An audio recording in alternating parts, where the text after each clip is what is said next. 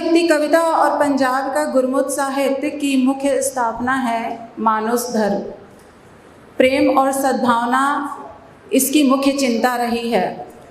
सिख गुरुओं ने समाज की जो बुराइयां और मिथ्याडंबर देखी उसका खंडन करते हुए सत्य के मार्ग को जनता के सामने रखा। इसीलिए साहित्य का भाव इतना उत्कृष्ट और समृद्ध है। अगले वक्ता के रूप में मैं डॉक्टर अमित कुमार पांडे सर को मंच पे आमंत्रित करती हूँ। सैनिटरी विजिटिंग फेलो, भारतीय अध्ययन केंद्र, काशी हिंदू विश्वविद्यालय, लोक साहित्य और जनपदीय बोली में विशेष रुचि, कला और संस्कृति के क्षेत्र से भी सर जुड़े हैं। सर को मैं मंच पे आमंत्रित करती हूँ। देवराजसेव्यमान पावनाग्रि पंकजम व्यालयज्ञ सूत्रमिंदु शेखरम कृपाकरम नारदादि योग वृंद वंदितम दिगंबरम काशिका पुराधिनाथ काल भैरवं भजे। DAV PG कॉलेज और पंजाबी अकादमी उत्तर प्रदेश द्वारा आयोजित हिंदी भक्ति कविता और पंजाबी का गुरमती साहित्य, इस विषय पर मुझे इस सत्र में आमंत्रित करने के लिए DAV PG कॉलेज के इस संगोष्ठी समिति के प्रति हार्दिक आभार प्रकट करता हूँ। पंजाबी और गुरमती साहित्य इस विषय पर, भक्तिकाल पर, संपूर्ण संत साहित्य पर प्रामाणिक विद्वान मंच पर उपस्थित हैं प्रोफेसर मनोज सर। मैं उनके सामने कुछ कहने की स्थिति में नहीं हूँ, लेकिन जितना कुछ मैं समझ पाया हूँ मैं कोशिश करूँगा कि आप तक मैं अपनी बात पहुँचा सकूँ। पूरा चूँकि यह भक्ति आंदोलन और गुरमती साहित्य पर यह पूरा आयोजन है,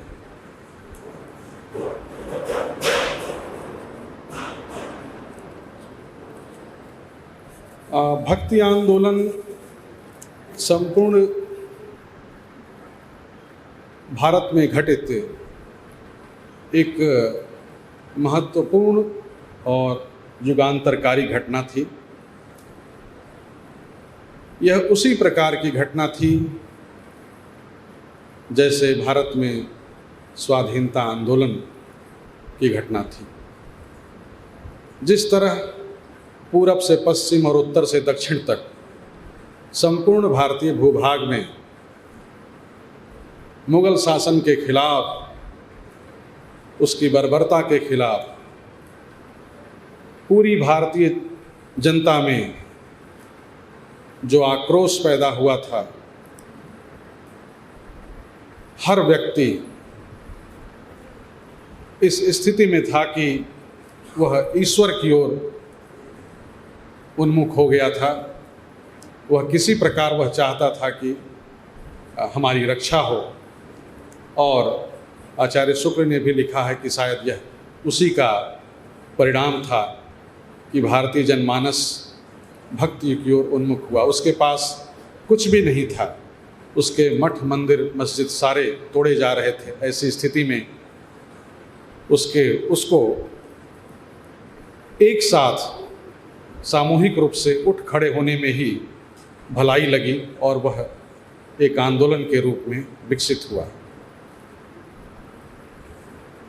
ठीक इसी प्रकार से राष्ट्रीय आंदोलन था जब पूरा देश अंग्रेजों के खिलाफ एकजुट होता है और भारत को इस संकट से मुक्ति मिलती है। इस भक्ति आंदोलन के प्रारंभ होने की वजह से ढेर सारी राष्ट्रीय इकाइयों का उदय होता है। हर व्यक्ति भारत के सांस्कृतिक नवजागरण से जुड़ जाता है।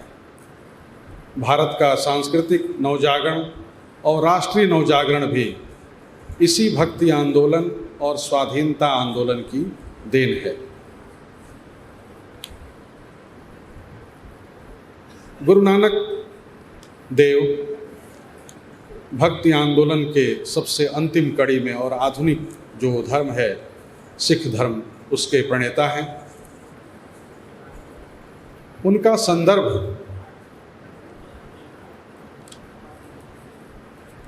बेहद महत्वपूर्ण इसलिए है कि भक्ति आंदोलन जब प्रारंभ होता है तो उसकी कड़ी में हिंदू धर्म सुधार बहुत तेजी से विकसित होने लगता है। उसके बारे में कनिंघम ने लिखा है, सिखों का इतिहास, इस विषय पर उन्होंने लिखा है और कहा है कि इस प्रकार 16वीं शताब्दी के प्रारंभ में हिंदू मस्तिष्क प्रगतिहीन और स्थिर नहीं रह सका। मुसलमानों के संघर्ष से वह उद्वेलित होकर परिवर्तित हो उठा। ये वही बात है कि भक्ति आंदोलन अचानक कैसे भारत में प्रारंभ हुआ, उसी चीज़ को प्रमाणित करते हुए कनिंघम लिखते हैं। और नवीन प्रगति के लिए उत्तेजित हो उठा। रामानंद और गोरख ने धार्मिक एकता का उपदेश दिया। चैतन्य ने उस धर्म का प्रतिपादन किया जिससे जातियां सामान्य स्तर पर आईं। कबीर ने मूर्ति पूजा करते हुए अपना संदेश लोक भाषा में सुनाया। वल्लभाचार्य ने भक्ति और कर्म का सामंजस्य किया, लेकिन वे धार्मिक सामाजिक बंधनों को तोड़ने की दिशा में उपदेश नहीं दे सके। उन्होंने तर्क वितर्कवाद पर बल तो दिया, पर ऐसा उपदेश नहीं दिया जो राष्ट्र निर्माण का बीजारोपण कर सके। तो ये जो राष्ट्र निर्माण की जो बात है वह अकेले सिख परंपरा में आई और यह गुरु नानक देव ने इस चीज़ का प्रारंभ किया सिख परंपरा में। यह एक बड़ी बात थी। इस धर्म की जो विशेषता थी वह यह थी कि इसकी वह किसी एक निश्चित परंपरा में बंधकर काम नहीं कर रहे थे। उनके यहाँ अंधविश्वास नहीं था, कोई भेदभाव नहीं था और सेवा का भाव उनके अंदर विशेष रूप से विकसित हुआ। गुरु नानक देव भारतीय वेदांत और सूफिज्म, इन दोनों की परंपरा को एक साथ लेकर आगे बढ़ते हैं और इस पूरे आंदोलन में जो भक्ति आंदोलन विकसित होता है उसमें तमाम जो संप्रदाय थे भारत में, स्मार्त हैं, वैष्णव हैं, सहजयानी हैं, योगी हैं, नाथ हैं, सबका एक सहयोग मिलता है और यह परंपरा चल पड़ती है। सिख परंपरा जिसके अंदर में यानी आंतरिक जो उसका भाव है उसमें वैराग्य है, विवेक है, भक्ति, क्रांति, संयम, एकता और सबसे अलग भ्रातृभाव है। नानक और जो भारत में जो भक्ति परंपरा के अन्य जो कवि हुए उनमें एक सबसे बड़ा अंतर हम पाते हैं कि भारतीय अन्य जो कबीर, रैदास जैसे जो संत कवि हुए उन्होंने व्यक्तिगत तौर पर आध्यात्म को विकसित करने की बात कही। अपनी वाणियों में वो निर्गुण उपासना पर बल देते रहे, लेकिन गुरु नानक देव और सिख परंपरा ने इससे अलग हटकर जो काम किया कि उन्होंने संस्थाओं का विकास किया। वह स्वकेंद्रित कभी नहीं रहे। उन्होंने बाहरी दुनिया को देखा। उनके यहाँ ईश्वर से कुछ मांगना, ईश्वर के प्रति सब कुछ समर्पित कर देना ऐसा नहीं था। वह जहाँ जरूरत पड़ी वह ईश्वर से प्रश्न भी करते थे। उसका एक प्रमाण मैं दूंगा। एक व्यवहारिक धर्म में सिख धर्म हमारे सामने आता है जिसका प्रमाण उनकी संस्थाओं से मिलता है, जैसे लंगर आदि की जो परंपरा है वह किसी और धर्म में इस रूप में नहीं विकसित मिलती है। सिख परंपरा यह हमेशा मानता है कि व्यक्तित्व के विकास के लिए आपको तमाम संकुचित जो विचारधारा है उससे ऊपर उठना पड़ेगा। सिख परंपरा यह मानती है कि आदर्श व्यक्ति वही है जिसमें ब्राह्मणों की आध्यात्मिकता, यह आप सिख परंपरा के गुरुओं से, वर्तमान में जो सिख परंपरा चल रही है वह अपनी परंपराओं को, अपने धर्म को आज भी उसी रूप में ग्रहण किए हुए हैं। उसी चीज़ की यह व्याख्या है कि ब्राह्मणों की आध्यात्मिकता, क्षत्रियों की आत्मरक्षा, वैश्यों की व्यवहार कुशलता तथा शूद्रों की लोक सेवा का सत्य वर्तमान है। वे कहते हैं सर्व कल्याण की भावना उनके भीतर है कि अव्वल अल्लाह नूर उपाया कुदरत ते सब बंदे, एक नूर ते सब जग उपजा कौन भले कौन मंदे। तो उनके लिए सब एक जैसे हैं, उनके लिए समस्त मानव जाति एक है। गुरु नानक देव जिनकी मल्टी कल्चरल सोच है, हर प्रकार के लोगों के लिए वह उपस्थित हैं। गुरु अमरदास की जो रचना है, यह कोई बोले राम राम, कोई खुदाए, कोई सेवे को सैया, कोई अल्लाह है, कोई नावे तीरथ, कोई हज जाए, कोई करे पूजा, कोई सिर निवाए। यह एक ही परंपरा है, सिख परंपरा, जिसमें इस तरह के भाव हमें दिखाई पड़ते हैं। गुरु नानक देव का जब समय शुरू होता है वह बड़ा कठिन दौर था। सामाजिक, धार्मिक और राजनीतिक, इन तीनों क्षेत्रों में बहुत संकट का दौर था। उन्होंने उस कलयुग का वर्णन किया है जिसको आप सुनेंगे तो आपको उसका पूरा स्वरूप दिख सकता है।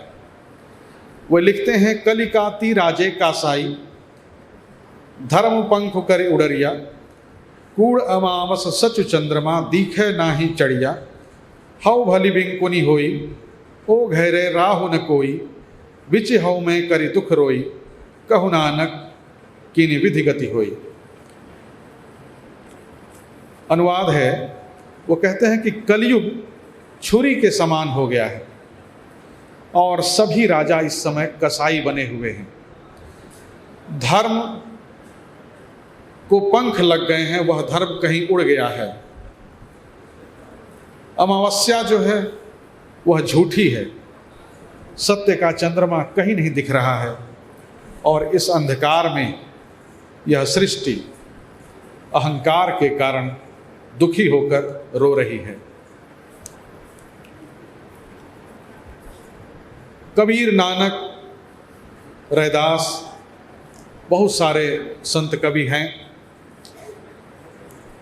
किसी ने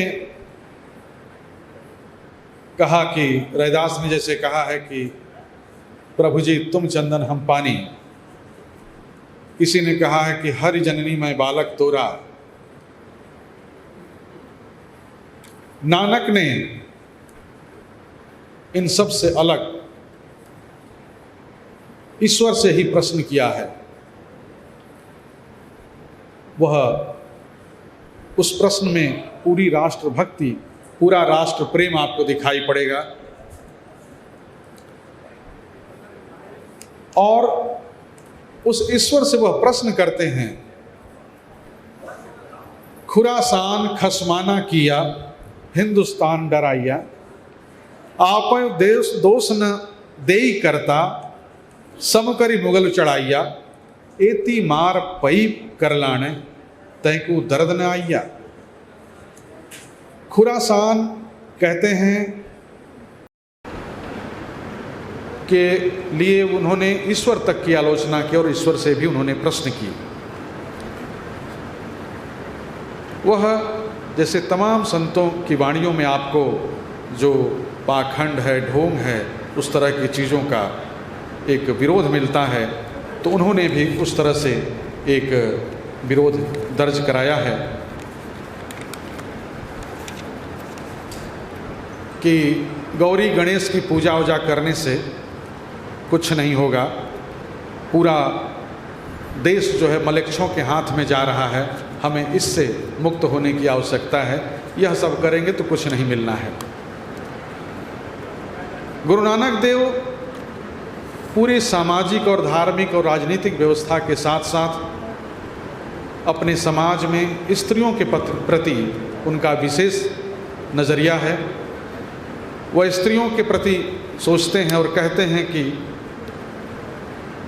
सो क्यों मंदा आँखिए जित जामे राजान। इसका मतलब यह है कि उस स्त्री को हम कम करके आंक नहीं सकते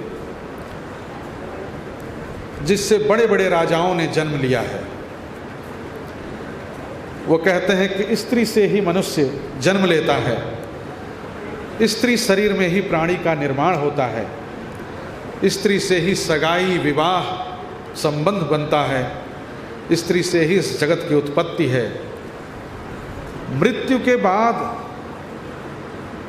यानी एक स्त्री की मृत्यु के बाद फिर से एक दूसरी स्त्री की खोज की जाती है।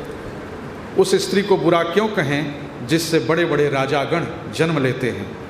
इस संसार में कोई भी प्राणी स्त्री के बिना पैदा नहीं हुआ है, अकेले तू ही एक ईश्वर है जो स्त्री के बिना नहीं जन्म लिया है, तू ही अजन्मा है इस रूप में। सभी सिख गुरुओं ने स्त्रियों को खूब प्रोत्साहित किया है, उन्हें गुरु गद्दी तक प्रदान की है और उनकी स्त्रियों में भी इतना दम था कि उन्होंने बहादुरी और बलिदान के ढेर सारे उदाहरण प्रस्तुत किए हैं। कुछ नाम हैं माता गुजरी और स्वयं नानकी, जिन्होंने नानक का मार्गदर्शन किया था। तो एक बड़ा नाम नानकी का आता है, माता गुजरी है, माई भागो है, माता सुंदरी हैं, रानी साहिब कौर हैं, सदा कौर हैं, महारानी जिंद कौर, माता खीवी हैं जो अंगद देव की पत्नी थी, जिन्होंने लंगर व्यवस्था सिख परंपरा में प्रारंभ की, माता गुजरी जिन्होंने खालसा पंथ की स्थापना में सहयोग किया और 1699 में गोविंद सिंह ने ऐसी तमाम स्त्रियों को अमृत की दीक्षा दी। यह बड़ी बात है कि इन स्त्रियों ने इतना त्याग, इतनी मतलब अपना समर्पण किया है कि गुरु गोविंद सिंह ने जब मुक्तसर की लड़ाई के लिए 40 सिखों का आह्वान किया तो वो 40 सिख वहाँ पहुँचते तो हैं, लेकिन उसमें से कुछ जो हैं वापस घर भाग जाते हैं। तो उनकी स्त्रियों ने देखा कि तो घर भाग आए, तो उनको कहा कि गुरु के आदेश का ध्यान करो और वापस भाग जाओ यहाँ से, और लौटकर युद्ध में